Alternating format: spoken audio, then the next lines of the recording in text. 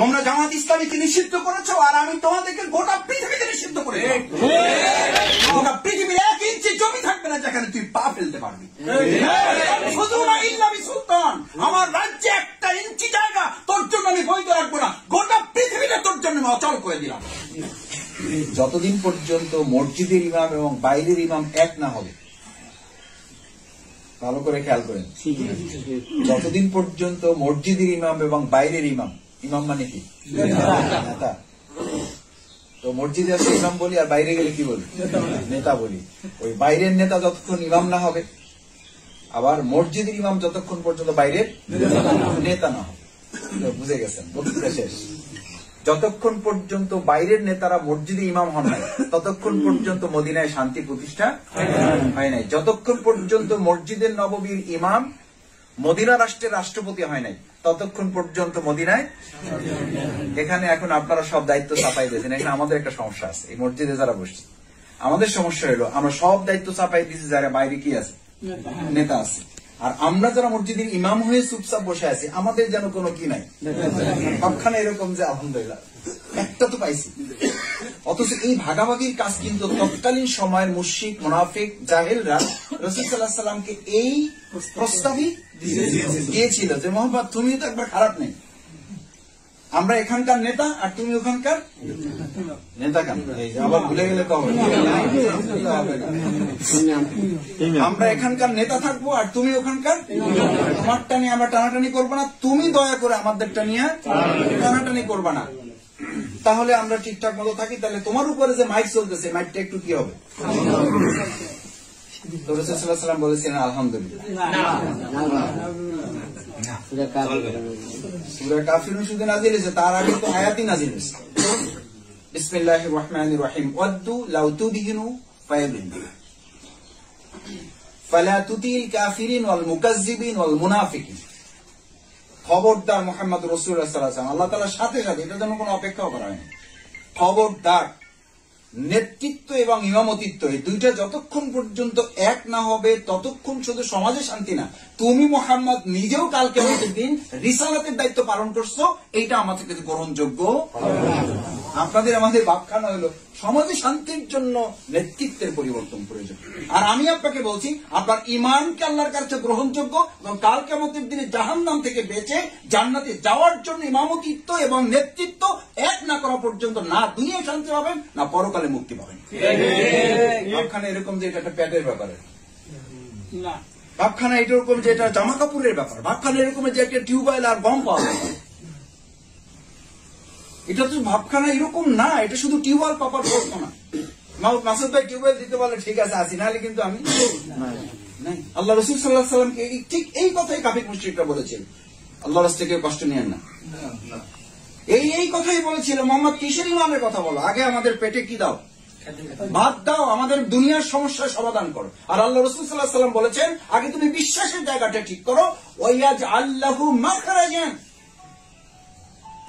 তোমার ইমান যখন ঠিক হয়ে যাবে তখন আসমান এবং জমিনের সমস্ত নিয়ামতের দরজাগুলো আল্লাহ এমন ভাবে খুলে দিবেন যে তোমার নিয়ামত শুধু শুরুই হবে, এগুলো আর কখনো শেষ হবে না। সেটার আগে কি পরিবর্তন, এই ইমামতিত্ব আর নেতৃত্বে কি হইতে হবে, সমন্বয় হতে হবে। এই দায়িত্বটা আমরা শুধু ছেড়ে দিয়েছি বাইরে যারা নেতৃত্ব আছে যে ভাই আপনাদের আগে ইমাম হইতে হবে, আপনার আগে মসজিদে আসেন তারপরে ঠিক হইতে পারে। আমি উল্টাই বলি, আমি একটু তার চেয়ে উল্টাই বলি, ওনারা যারা আছে ওনাদেরকে ওখানে থাকতে দেন না। যারা আমরা মসজিদের 1.5 ঘন্টার ইমামতির দায়িত্ব নিয়েছি, এই 1.5 ঘন্টার ইমামতিত্ব শেষ করে বাকি 22.5 ঘন্টা, কয় ঘন্টা, এই 22.5 ঘন্টার ইমামতির দায়িত্ব কার? আপনাকে এই মাত্র 1.5 ঘন্টার ইমামতির দায়িত্ব কে নিয়ে আপনাকে মুক্তির ব্যবস্থা করার ঘোষণা দিয়েছেন, কে গ্যারান্টি দিয়েছেন? পৃথিবীর কোন ইমামকে এই দায়িত্ব দেওয়া হয়েছে যে আপনি শুধু মসজিদে 5 ওয়াক্ত নামাজের 1.5 ঘন্টার ইমামতির দায়িত্ব পালন করলে আপনি খালাস? তাহলে প্রিয়নবী মুহাম্মদ রাসূলুল্লাহ সাল্লাল্লাহু আলাইহি ওয়াসাল্লাম তো শুধু সেই ইমামতির উদাহরণই আমাদের সামনে পেশ করতেন যে আমি শুধুমাত্র 5 ওয়াক্ত নামাজের কি ইমাম, এরপরে বাইরে মারামারি হবে ওইটা সমাধানের আমি কি না ইমাম না। এরপরে বাইরে মানুষের খাদ্যের সংকট হবে, ওটা সমাধানের ইমাম আমি না। এরপরে বাইরে ধর্ষণ চলবে, ওটা সমাধানের ইমাম আমি না। এরপরে বাইরে লুটতরাজ, অন্যায়, রাহাজানি, খুন চলবে, গুম চলবে, মানুষের উপর অত্যাচার, নির্যাতন, নির্মমতা চলবে, হামলা চলবে, মামলা চলবে, জুলুম চলবে, এটা সমাধানের ইমাম আমি না। আমি এসবের মধ্যে নাই, কারণ আমি একজন মুত্তাকি লোক। এরকম মোত্তাকি লোক শুধু যশোর, টাঙ্গাইল আর রাজশাহীতে পাওয়া যায়। বাউফালেও পাওয়া গেলে যাইতে পারে। এখানে আমরা যারা আছি এর মধ্যে তো প্রশ্নই ওঠে না।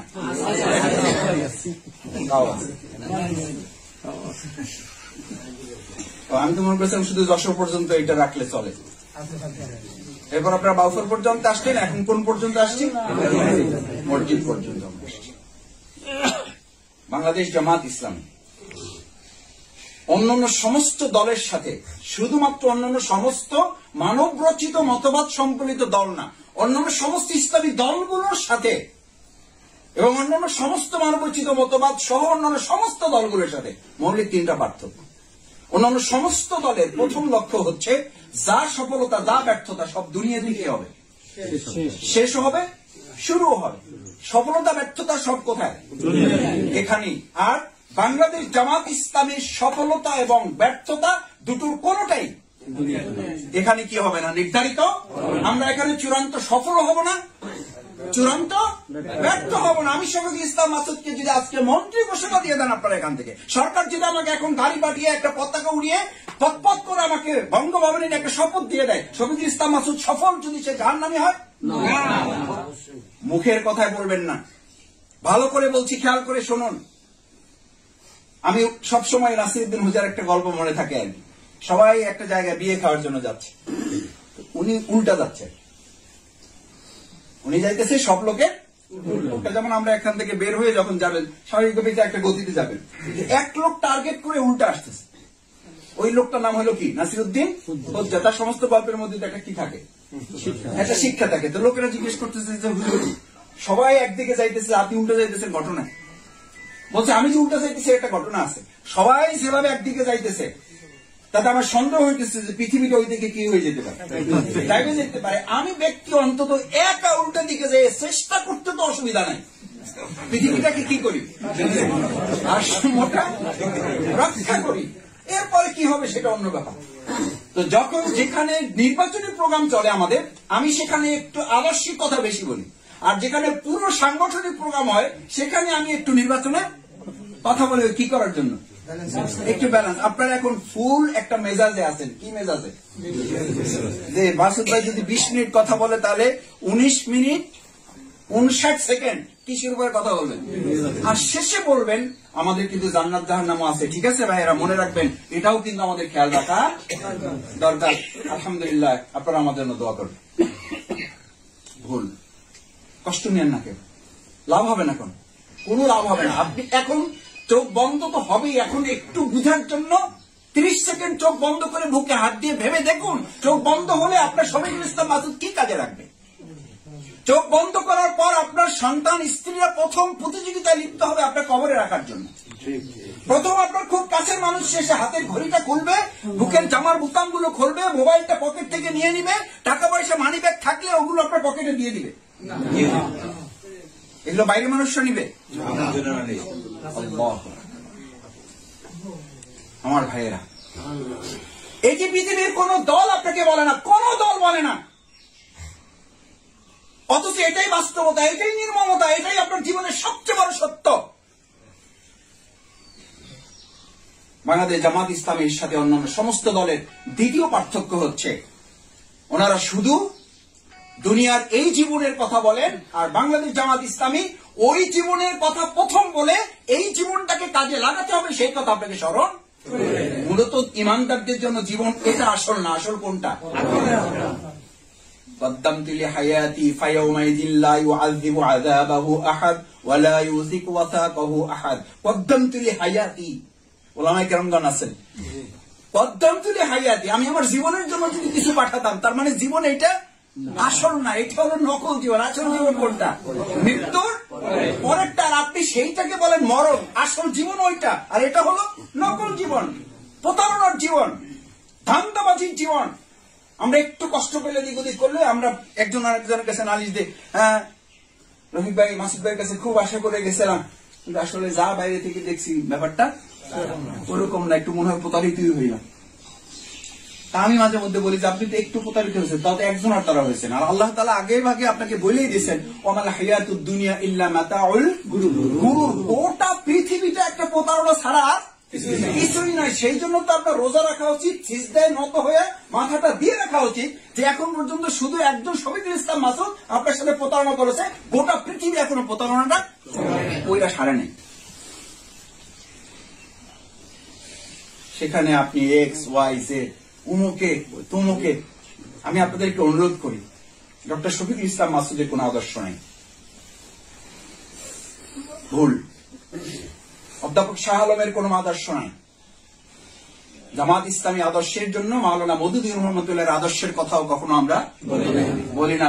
আমরা যদি আদর্শের কথা বলতেই চাইতাম তাহলে আমাদের আবেগের জায়গায় আমরা মওদুদী রহমতুল্লাহর কথা বলবো। যদি আমরা বলার অনুমতি পাইতাম ইসলাম থেকে তাহলে শহীদ মাওলানা মতিউর রহমান নিজামী রহমানুল্লাহর কথা বলতাম, যিনি 2 টাকার মন্ত্রণালয় চালিয়ে 2 টাকার কোন অন্যায় করেছেন তার নজির নাই। গোটা পৃথিবীর উপমহাদেশে তিনি 55 জন আলেমদের একজন, আমরা তার কথা বলতাম। শফিকুল ইসলাম মাসুদ তো তাদের ছাত্র হওয়ার উপযুক্ত হয়নি, এখন তাদের ছাত্রও হই না আমি। এখন বাংলাদেশ জামাত ইসলামী আদর্শের কথা বলে, যে আদর্শের কথা কে বলেছেন আমাদের? লাকাদ কানা লাকুম ফি রাসূলিল্লাহি উসওয়াতুন হাসানাহ। ওই আদর্শের মাধ্যমে মসজিদ চলেছে, ওই আদর্শের মাধ্যমেই সমাজ, রাষ্ট্র এবং পরিবার চলেছে। লাস্ট তৃতীয় পার্থক্যটা হচ্ছে সবচেয়ে গুরুত্বপূর্ণ। অন্যান্য সমস্ত দলগুলো দুনিয়ার জীবনে কাজ করে মানুষের সন্তুষ্টির জন্য, আর আমরা বাংলাদেশ জামাত ইসলামী তার সমস্ত কর্মকাণ্ডের মূল কেন্দ্রবিন্দু তার সন্তুষ্টির জন্য। রুমি রাহিমাহুল্লাহ বলেন যে তুমি 5 জনকে সন্তুষ্ট করবা তো তোমার বিরুদ্ধে 6 জন দাঁড়িয়ে যাবে। তোমার জন্য একটা কত সুন্দর ব্যবস্থা আল্লাহ করেছেন যে তুমি শুধু আল্লাহর সন্তুষ্টির জন্য কাজ করবে, আর আল্লাহ তার প্রতিদানে গোটা দুনিয়াটা তোমার প্রতি সন্তুষ্ট করেছে। সহজ কোনটা? শফিকুল ইসলাম মাসুদকে সন্তুষ্ট করা সহজ। আপনি আমারে সন্তুষ্ট করবেন তো 5 জন, এটা আমরা বলি কয় মাসুদ ভাই আপনার আমি ভালোবাসি, কিন্তু আপনার এখনই কিছু বলা যাবে না কারণ আমার একটু ঝামেলা আছে। আমরা খুব ভালো জানি, কিন্তু এখন প্রকাশ্যে আমি কিছু করতে পারবো না কারণ আমার একটু কি আছে, ঝামেলা আছে। এই জন্য একটু ব্যবসা বাণিজ্য চাকরি বাকরি আছে আর কি। আপনি বুঝেন সবে, আপনি তো পলিটিক্স করেন মাসুদ ভাই, আমি তো বুঝি এটা। সুতরাং জামাত ইসলামের এই 3টা মৌলিক পার্থক্যের সবশেষটা আমাদের সবসময় মাথায় রাখতে হবে যে আমি আল্লাহকে সন্তুষ্টির জন্য কাজ করব। আল্লাহ তাআলা দায়িত্ব নিয়ে তখন গোটা পৃথিবীকে আমার প্রতি সন্তুষ্ট করার দায়িত্ব কে নেবে? এটা আমার জন্য খুব সহজ না। আমরা কি পারবো ইনশাআল্লাহ?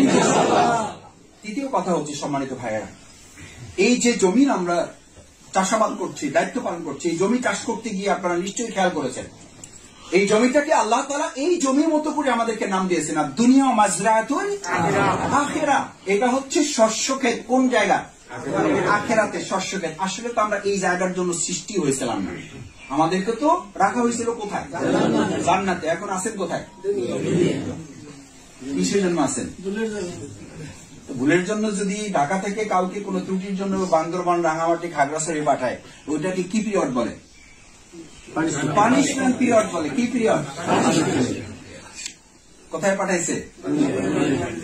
আমরা ছিলাম তো জান্নাতে, ওখান থেকে একটু এদিক ওদিক হওয়ার জন্য কোথায় পাঠাইছে?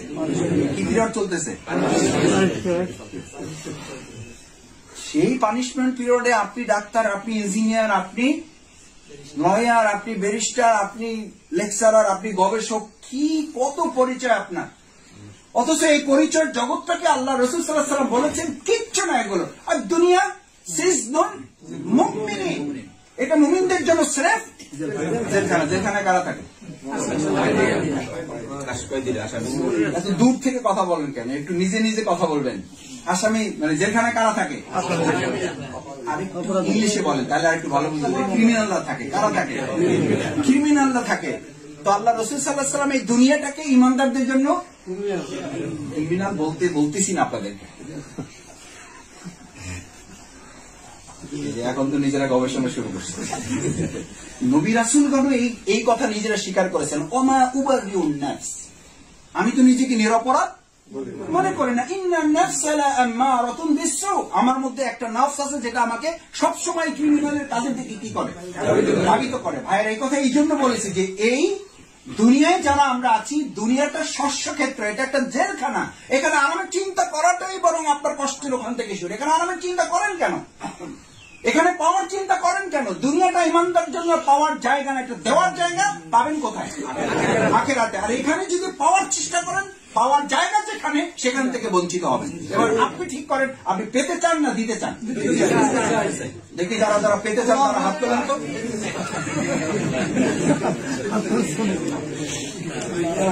এবার দুনিয়াতে পেতে চান না দিতে চান? দেখি কারা কারা দিতে চান। আল্লাহ আপনি দয়া করে হাতগুলো কবুলে মঞ্জুর করুন। সুতরাং এখানে পাওয়ার চিন্তা করলেই কষ্ট হবে, কারণ এটা পাওয়ার জায়গা না। এখানে পাবেন, পরকাল হারাবেন। এখানে দিবেন, পরকালে ভোগ করবেন।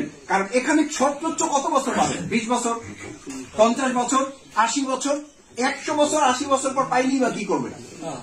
80 বছর পর সব পাইলেন, কিছু করতে পারবেন? প্রতিদিন একটা করে মুরগি খাওয়ার যোগ্যতা আপনার আছে, টাকা আছে, বিল্ডিং আছে, সব আছে, কিন্তু ডাক্তার বলেন যে কি খাবেন? ডাক্তার বলে দিয়েছে 1 কাপ আটার রুটি খাবেন আর একটু সবজি খাবেন, এর বাইরে গেছেন তো লাইফ। 80 বছরের পর সব খাইতেই দেন, লাভ কি? কি লাভ? সেজন্য এই দুনিয়াটা আমাদের পাওয়ার জায়গা না, এটা আমাদের কিসের জায়গা? দেওয়ার জায়গা। আমরা কোথায় পেতে চাই? সেই জন্য সম্মানিত ভাইয়েরা, এই জায়গাটা আমাদের যদি দিতে পারেন, দেওয়ার জন্য আমাদের মানুষের কাছে আমরা যেতে চাই। আমরা শুধু আওয়ামী লীগের কাছে না, আমরা শুধু বিএনপির কাছে না, আমরা শুধু জাতীয় পার্টির কাছে না, আমরা শুধু ইসলামী শাসনতন্ত্র আন্দোলনের কাছে না, আমরা সমস্ত মানুষ, হিন্দু, বৌদ্ধ, খ্রিস্টান, সবার কাছে যেতে চাই এবং সবাইকে আমরা দিতে চাই। ইনশাআল্লাহ পারবো। সেটার জন্য শুধু নির্বাচন টার্গেট করা নয়। নির্বাচন একটা মৌসুম, একটা সিজন, সেটা টার্গেটে বাংলাদেশ জামাত ইসলামী 4 দফা কর্মসূচি। আমাদের 5 দফা কর্মসূচি। প্রথম হলো দাওয়াত ও তাবলীগ। মানুষের কাছে কিসের দাওয়াত দেবো আমরা? দিনের দাওয়াত দেবো। এটা আমাদের জন্য নফল না সুন্নাত? এটা ফরজ, কিন্তু একটু দুর্বল ফরজ। উদু ইলা সাবিলি রাব্বিকা বিল হিকমা, তোমার মানুষকে আল্লাহর পথে ডাকো। এই ডাকার মধ্যে শুধু নামাজের কথা আছে, রোজার কথা আছে, এইটা নাই যে তোমরা জাহিলিয়াত থেকে ইসলামের দিকে মানুষকে ডাকো। ভোট তোমাদের একটা আমানত, এটা খারাপ পাত্রে রাখলে ওই লোক যত গুনাহ করবে সমস্ত গুনার ভাগ তুমি পাবা। তোমার এই ভোট ভালো পাত্রে রাখলে সেই লোক নির্বাচিত হয়ে ভালো কিছু করলে বা ভালোভাবে সমস্ত ভালোগুলো তুমি পাবা। সাদাকায় জারিয়াও আছে, গুনায় জারিয়াও আছে। এবার তোমার ভোট তুমি ভালো জায়গায় দিবা না খারাপ জায়গায় দিবা, এটা ইলেকশনের জন্য না, এইটা জান্নাত এবং জাহান্নামের ফয়সালা নির্ধারণ করার জন্য নামাজ রোজার মতো ইমানের দাবি নিয়ে আমরা এখন থেকে কাজ শুরু করব। এরপর মনে মনে চিন্তা করবেন, মাসুদ ভাই ইলেকশন যতটুকু পারি করি। এবার বাসায় গেছেন, ভাবি বলছে যে ইলেকশন তো তুমি করতেছো না, ভাব তেমন ধরছে যে এমপি তুমি হয়ে যাচ্ছ। আপনারা মনে করছেন আমি বই করে বলতেছি, আমারটা এখন করতেছি না। আমি ইলেকশন বহু আগে থেকে করছি। আমার ফখরুদ্দিন খান রাজুভাই ইলেকশনে আমি কিছু ছিল না, এক স্কুলের সামনে বলছে যে তুমি ওখানে আগে চলে যাও, আমি আর একটা মিটিং করে আসতেছি। কিচ্ছু নাই, কেউ নাই, মানে হেডমাস্টার একটা মাসিও নাই। মাইক একটা লাগাইছি, সামনে একটা টেবিল দিয়েছি, বক্তৃতা শুরু করছি, তো গলা টলা ভাইয়ের শেষ হয়ে যেতেছে, লোক কিছু আসছে। এরপরে ভাইয়ারে বলা হয়েছে যে এবার আপনি আসতে পারেন, খেলা দেখানো শেষ, এবার ওষুধ বিক্রি। জানেন তো সাপের খেলা দেখানো কি, এবার কি বিক্রি শুরু হবে? ওষুধ বিক্রি শুরু। আল্লাহর রাস্তায় যদি আপনি মনে করেন যে নিতান্ত রাজনৈতিক বক্তব্যের জন্য এটা বলা, তাহলে আল্লাহর কাছে আমাদের প্রত্যেকের জবাব দিতে হবে। প্রত্যেকের জবাবদিহি করতে হবে। কারণ আল হাক্কু মুররুন, হক হচ্ছে সবচেয়ে কঠিন, সবচেয়ে তিক্ত। এই সবচেয়ে তিক্ত সত্যতাটাকে ধারণ করতে পারলে আল্লাহ তাআলা তাদের জন্য পুরস্কারের ঘোষণা দিয়েছে। সেই পুরস্কারের কথা বলে শেষের দিকে যেতে চাই। সূরা আল-লাইল, وَأَمَّا مَنْ بَخِلَ وَاسْتَغْنَى وَكَذَّبَ بِالْحُسْنَى فَأَمَّا مَنْ أَعْطَى وَاتَّقَى وَصَدَّقَ بِالْحُسْنَى। তোমরা যদি সত্যকে যথাযথভাবে ধারণ করতে পারো, فَسَنُيَسِّرُهُ لِلْيُسْرَى, তোমাদের দুনিয়ার জীবনে যা কঠিন ছিল সেই কঠিনগুলো আমি সহজ করে দেবো। আর সত্যকে যদি ধারণ করতে তোমরা কোন রকম দ্বিধা সংশয় সংকট তোমাদের মধ্যে থাকে, ভয় তৈরি হয়, তোমরা যদি কোন রকম সংকীর্ণতা দেখাও, সত্যকে সত্য বলে ধারণ করতে না পারো, যা কঠিন ছিল না সেটাও আমি তোমাদের জন্য কি করে দেবো। কালকে আমার এক রিলেটিভ আমাকে বলতেছে যে মামা আমরা বুঝতেছি না জীবনটা দিন দিন কেমন যেন, মানে যে কাজটা সহজ ছিল মানে সেটাও কি হয়ে গেছে। আমি বললাম এই তো বাগনা লাইন বুঝে ফেলছো তুমি, এটা তোমার কথা না, এটা কোথাকার কথা, কোরআনের কথা।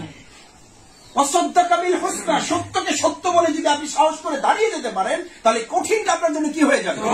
আর যদি সত্যকে সত্য বলে ধারণ করতে আপনি কৌশলী ভূমিকার অংশ হিসাবে মিথ্যার আশ্রয় নেন, আপনি যদি মনে করেন এই অবস্থাটা এরকম থেকে কিছুদিন পরে এটা কেটে যাবে, কেটে যাবে না, বরং আরো জগদ্দল পাথর হয়ে চেপে বসেছে, বসছে, এর চেয়ে বড় পাহাড় সমান হয়ে আমাদের ঘাড়ে বসে যাবে, কিচ্ছু করতে পারবে না। বসে গেছে না যায় না, এটা কার কথা? কিন্তু আপনি আমি বলেছি বেশি কি আমার এত কি দায় করছে, আমার এত কি দায় করছে, সমাজের সব দায় কি আমার একলার নাকি? এই দেশ গোল্লা গেলে তাতে আমার কি, এই দেশ গোল্লা গেলে তাতে আমার কি? এরকম কিছু মুত্তাকি লোকেরা বলেছিল, একটা জনপদের কিছু মুত্তাকি লোকেরা এরকম সিদ্ধান্ত নিয়েছিল যে এই জনপদ গোল্লা গেলে তাতে আমার কি, আমি তো নামাজ পড়ছি, আমি তো তাহাজ্জুদ পড়ছি, আমি তো চোখের এক পলক পর পর্যন্ত সময় কোন অন্যায় করছি না। আমার কথা কি বোঝা যায়? সেই জনপদ ধ্বংস করা হয়েছে না উন্নয়ন করা হয়েছে? সেই পদ্মা সেতু থাকা সত্ত্বেও না পদ্মা সেতু ছাড়াই আমাদের চোখে উন্নয়ন কিসের? পদ্মা সেতুর। আমাদের চোখের সামনে উন্নয়ন মেট্রো রেলে। আমি 2007 সালে বক্তৃতা করেছিলাম পাবলিক ফিল্ডে। আপনারা রাস্তার জন্য চিৎকার করেন, আল্লাহ রাস্তায় মাফ করে দিয়ে আমার পিতৃ সমতুল্য মুরব্বীরা, সেই 2007 সালে বক্তব্য মনে করে দিচ্ছি, ভিডিও আছে। তখন বলেছিলাম আপনারা রাস্তার জন্য চিৎকার করেন, অথচ রাস্তা দিয়ে কিছু সৎপন্থী যুবক তরুণ আপনার সন্তানরা হাঁটার মতো কিছু ভালো ছাত্র তৈরি হোক, কিছু ভালো মানুষ তৈরি হোক, হাঁটার মতো কিছু পথিক তৈরি হোক, কিছু সাহসী যোদ্ধা তৈরি হোক। আপনারা শুধু রাস্তায় চেয়েছেন, রাস্তায় হাঁটার মতো কিছু ভালো পথিক আপনারা কখনোই চাইতে পারেন নাই। যার কারণে রাস্তার পর রাস্তা হচ্ছে, ব্রিজের পর ব্রিজ হচ্ছে, বিল্ডিং এর পর বিল্ডিং হচ্ছে, আবার সাথে সাথে আমাদের কপালও পূর্বে পূর্বে এই ব্রিজ দিয়ে জাতির উন্নয়ন হয় নাই, মেট্রো রেল দিয়ে সোনার মদিনা গঠন হয় নাই, পদ্মা সেতু দিয়ে জাতির ভাগ্যের পরিবর্তন হয় নাই। ভাগ্যের পরিবর্তনের জন্য প্রথম প্রয়োজন হচ্ছে নিজের মুক্তির জন্য কাজ করা। সবশেষ অনুরোধ করবো ভাইয়েরা, বাংলাদেশ জামাত ইসলামীতে যারা আছেন, যারা আসছেন, যারা আসবেন, তাদের প্রথম কথা হচ্ছে আমি নিজের কি চাই? মুক্তি চাই। নিজের মুক্তির জন্য বাংলাদেশ জামাত ইসলামী আপনাকে প্রথম, আজকে আমার শ্রদ্ধেয় স্যার আমাদের প্রধান অতিথি জেলা আমির মহোদয় সেই কথাটি বলেছেন। রোপণ হওয়ার কথা শুনে আপনি ভাবছেন যে ভাই আজকে কি এই প্রোগ্রাম, আপনারা প্রোগ্রাম একটা পাইনি, মানে আমাদের যেখানে পান, রাস্তায় পান, ঘাটে পান, যেখানে পান, ভাই রোপণ হয়েছেন, এই একটা পাইছেন, আপনারা কি একটা পাইছেন যে ভাই। আর ভাই এগুলো বাদ দেন, আগে আমরা ইলেকশনটা করে একটু কি করে নিই, কি বলেন? অবশ্যই ইলেকশন লাগবে, কিন্তু তার আগে অর্গানাইজেশনও লাগবে। পারা যাবে ইনশাআল্লাহ। কারণ আগে রাসূল সাল্লাল্লাহু আলাইহি ওয়াসাল্লাম ইলেকশন করেই সোনার মদিনা গঠন করেন নাই। সোনার মদিনার আগে সোনার মানুষ, সেই সোনার মানুষ আমাদের এই বাউফলে তৈরি করতে না পারলে এরকম ইলেকশন করে হয়তো আপনি ভালো পরিস্থিতি পাবেন। পেয়েছেন তো, আমি রাজীবের সেই ইলেকশন থেকে শুনেছি, আলহাজ মাওলানা আব্দুল গনি সাহেবের ইলেকশন থেকে শুনেছি, আমার হাত ধরে ধরে এরকম বলেছে। ছোট মানুষ ছিলাম, আদর করতো, এই কপালে বহু মুরব্বীরা ছেলের মতো করে রেখে চুমু দিত, বলতেছে আমার ভাই তোমার কথা শুনে খুব ভালো লাগছে, রাজীব খুব ভালো মানুষ, কিন্তু ভোটটা এবার পচাইতে চাই না। সেই বাউফল তো এখন পাওয়া যাবে না। কি হাসি খুশি আপনাদের, আরে মাসুদ ভাই দাঁড়াইলে হয়ে যাবে। আমি এগুলো শুনি আর হাসি যে আপনারা কি কোন বোকার জগতে আছেন। আস্তাগফিরুল্লাহ, মাফ করুন, আপনাদের মিস আন্ডারস্ট্যান্ড করছি না আমি। মিসট্রাস্ট করছে না।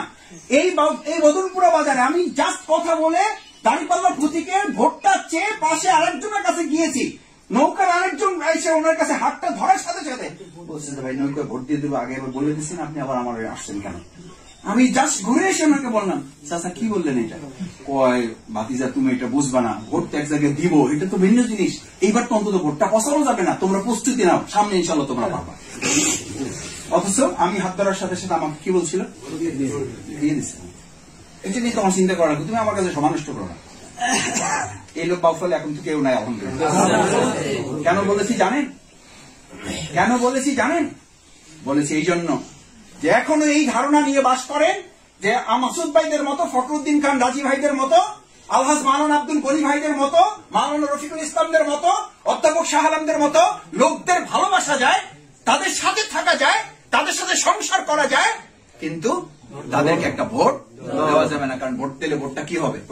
এই পচা ভোট থেকে এই পচা ইমানের লোকদেরকে আগে বের করে না নিয়ে আসতে পারলে আপনি এরকম হাজার হাজার শফিকুল ইসলাম মাসুদ বাউফলে নিয়ে আসতে পারবেন, কিন্তু এই জাতির পরিবর্তনে কোনো ভূমিকা রাখতে আমরা পারা যাবে ইনশাআল্লাহ। সম্মানিত ভাইরা, আমি আপনাদের অনুরোধ করতে চাই, আসুন আজকের এই সামগ্রিক পরিস্থিতি সামনে রেখে আল্লাহ তাআলা এতটুকু ভালো অবস্থা দিয়েছেন যে আল্লাহ তাআলা এতটুকু সময় নিরাপত্তা দিতে পারেন, সেই আল্লাহ তাআলা গোটা বাংলাদেশকে নিরাপদ করে দিতে পারেন না? দিবেন ইনশাআল্লাহ। যারা আমাদেরকে বাংলাদেশে আটকে দিয়েছিল, গোটা পৃথিবী তাদের কাছে এখন অচল হয়ে গেছে। গোটা পৃথিবীতে তাদের পা ফেলার জায়গা আল্লাহ তাআলা দিয়েছেন। ফানফুজু লা তানফুজুনা ইল্লা বিসুলতান। তোমরা জামাত ইসলামীকে নিষিদ্ধ করেছো, আর আমি তোমাদেরকে গোটা পৃথিবীতে নিষিদ্ধ করেছি। আরো করবে। বহু আগে বলেছিলাম, আমি এই বক্তৃতা এখানে করে গেছি, এই আয়াত বলেছিলাম সূরা রহমানের। এগুলো দুনিয়ার কোন শাস্তি নয়, এগুলো আল্লাহ প্রদত্ত শাস্তি। এই মার্শাল র্যাবের ডিজিকে বলা হয়েছে, ইয়া মার্শাল এই পুলিশ প্রধানকে বলা হয়েছে, ইয়া মার্শাল এই সিসি প্রধানকে বলা হয়েছে, ইয়া মার্শাল এই প্রাইম মিনিস্টারকে বলা হয়েছে। কিসের ক্ষমতা তো? আমি এক সিগন্যাল দিলে শুধু বাংলাদেশটা, গোটা পৃথিবীর 1 ইঞ্চি জমি থাকবে না যেখানে তুই পা ফেলতে পারবি। আমার রাজ্যে 1 ইঞ্চি জায়গা তোর জন্য আমি বৈধ রাখবো না, গোটা পৃথিবীটা তোর জন্য আমি অচল করে দিলাম। দিয়েছেন না দেন নাই? সুতরাং হতাশার কিছু নাই। একটা কথা বলে রাখি, এমপি, মন্ত্রী, চেয়ারম্যান, উপজেলা ভাইস চেয়ারম্যান, বাউফল পৌরসভা চেয়ারম্যান এবং 4টা ইউনিয়নের ইলেকশন, কথা একটাই, সেটা হচ্ছে আগামীর দিন এখন থেকে গোটা পৃথিবীর প্রত্যেকটা মুহূর্তে ইসলামের মুহূর্ত, গোটা পৃথিবী ইসলামের জাগরণ তৈরি হয়েছে। সমস্ত জায়গায় আজকে ইসলামের রেশিও বেড়ে গেছে। যুবক যুবতী তরুণীদের মধ্যে ইসলাম গ্রহণের সংখ্যা কয়েক শতগুণ বৃদ্ধি পেয়েছে। বাংলাদেশকে আর থামিয়ে রাখা যাবে না। যারা বলে মুক্তিযুদ্ধের চেতনায় আমরা উজ্জীবিত, আমাদেরকে দাবিয়ে রাখা যাবে না, আমরা বলি সোনার মদিনার সেই স্লোগানে আমরা উজ্জীবিত, আমাদেরকে দাবিয়ে রাখা যাবে না। আমাদেরকে দাবিয়ে রাখতে পারবে না, কারণ আমাদের কাছে ইসলাম ছিল, আমাদের কাছে ইসলাম আছে, ইসলাম থাকবে, ইসলামই বিজয়ী হবে। সেটা বাউফল থেকে শুরু হবে। আসসালামু আলাইকুম ওয়া রাহমাতুল্লাহি ওয়া বারাকাতুহু।